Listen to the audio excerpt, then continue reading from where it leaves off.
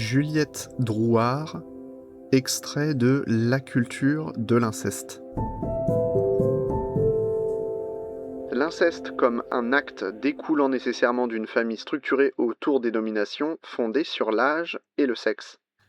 L'unité communautaire familiale occidentale repose normalement, au sens de norme, sur l'appariement de deux personnes et la croissance dans cette structure de nouvelles personnes. Là où le bas blesse, c'est que ces deux personnes ne sont pas n'importe quelle personne, mais appareillées spécifiquement et d'abord sur le critère d'un lien de domination sexiste entre elles. C'est-à-dire qu'une personne dite homme doit être avec une personne dite femme, qui plus est dans des conditions de huis clos du couple. Or, bien qu'il ait été naturalisé au commencement, il existe des hommes et des femmes, pouf, qu'ils doivent habiter à deux au même endroit, repouf, et que ce couple doit élever les nouvelles personnes, et que cette parentalité doit découler de leur lien biologique avec ces nouvelles personnes, triple pouf, et que c'est ça l'amour et la nature. Il n'y a rien de naturel dans tout cela. En fait, faisons table rase de notre représentation de la famille, et considérons les choses objectivement. Disons qu'au commencement étaient des personnes. Parmi ces personnes, certaines produisaient des gamètes ovules, d'autres des gamètes spermatozoïdes, et d'autres pas de gamètes. Le renouvellement des générations se fait par la rencontre de gamètes ovules et de spermatozoïdes. Partant de là, plusieurs options pour leur rencontre. Coït, pipette, contenant, boîte de pétri, in vivo, in vitro, avec ou sans amour. Cette rencontre en elle-même ne prenant que très peu de temps, cela ne nécessite pas que les personnes producteurs et productrices de gamètes vivent ensemble, s'aiment ou s'identifient en tant qu'homme ou femme, mais simplement comme produisant telle ou telle gamète et souhaitant procréer au moment T. Pour ce qui occupe la majeure partie de nos jours, les échanges émotionnels, affectifs, sexuels, intellectuels, la cohabitation, le travail, nul besoin de s'identifier en tant qu'homme ou femme, ou d'étudier le potentiel reproductif de nos rencontres. C'est possible entre tous et toutes. Pour ce qui est d'établir des liens de parentalité, des liens de soins, d'éducation et d'amour avec de nouvelles personnes dites enfants, nulle nécessité d'être deux ou un plutôt que trois ou quatre. Nulle nécessité de s'identifier en tant qu'homme ou femme. Nulle nécessité que les enfants soient issus des gamètes des parents. C'est un potentiel de tous et de toutes. Cela laisse donc de nombreuses possibilités d'agencement et d'articulation de nos différents besoins et de nos diverses envies d'échange. Ainsi, faisant fi de toutes ces possibilités, le sexisme consiste simplement à trier les personnes selon leurs organes génitaux en formant deux catégories, et à attribuer un statut social supérieur ou inférieur, dominant ou dominé, sur cette base.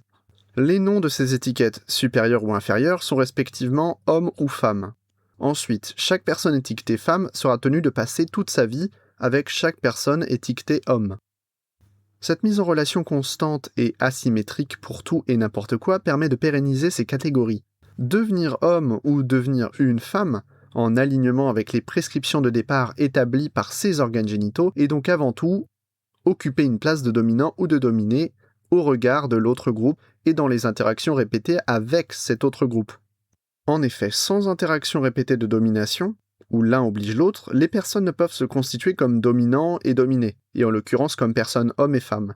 Autrement dit, si à chaque fois que vous croisiez quelqu'un, vous faites une courbette, vous finirez par être courbé. Les interactions répétées de domination sexiste sont organisées sous le nom d'hétérosexualité.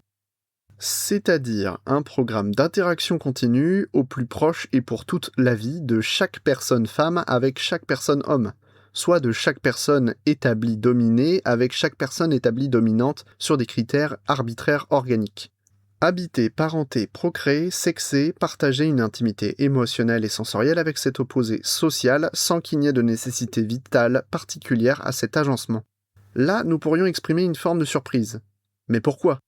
Comme toute paire de groupes sociaux constitués par un lien de domination, le groupe dominant exploite les produits du genre dominé. En l'occurrence, les personnes hommes bénéficient en couple, puis en famille, du travail des personnes femmes qui a trait à la reproduction.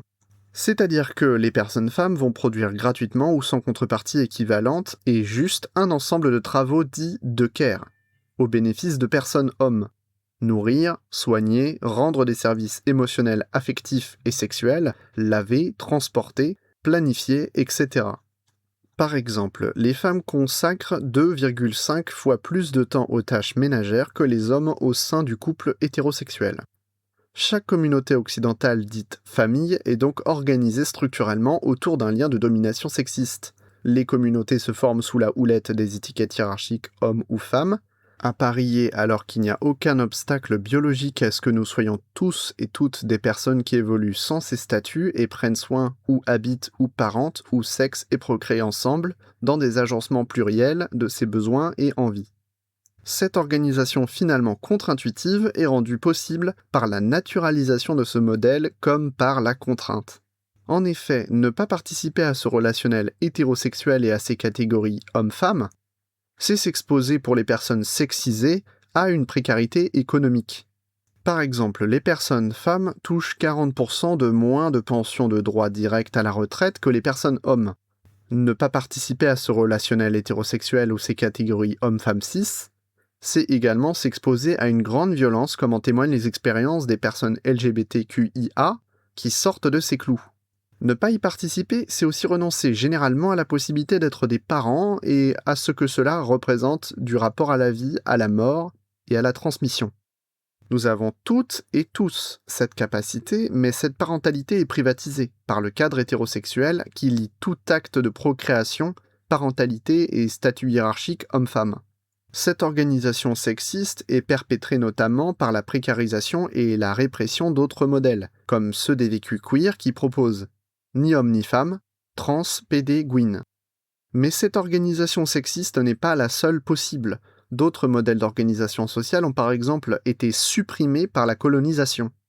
La chercheuse et professeure nigériane Oyeronke Oyewumi, à travers son livre Invention of Women, qui étudie la culture yoruba précoloniale, nous apprend que cette culture reconnaissait des rôles liés à la reproduction, mais sans les utiliser pour établir une classification ou hiérarchie sociale pour distribuer du pouvoir.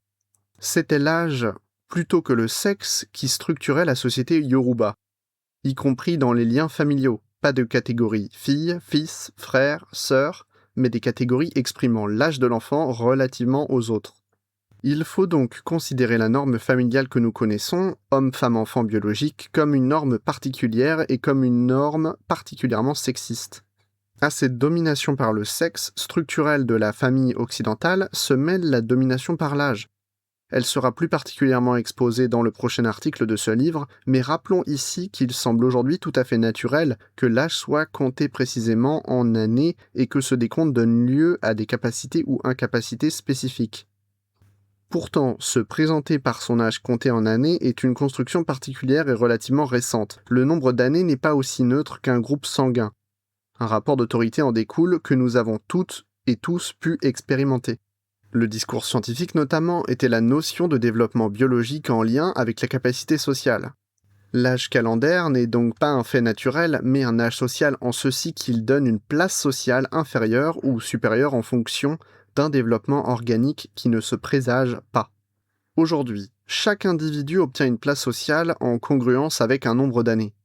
Cela est particulièrement vrai pour les personnes de moins de 18 ans. En ce sens où le régime juridique de mineur instaure une condition de dépendance à la famille occidentale définie plus haut. Prenons conscience des racines communes de mineur, minorité et minorisé. Les mineurs ne peuvent disposer d'elles-mêmes. Travailler, voter, jouir de capacités et de moyens financiers et juridiques propres. Certes, nous sommes tous et toutes interdépendantes. Nul ne peut survivre en dehors des liens sociaux. Mais interdépendance ne veut pas dire domination.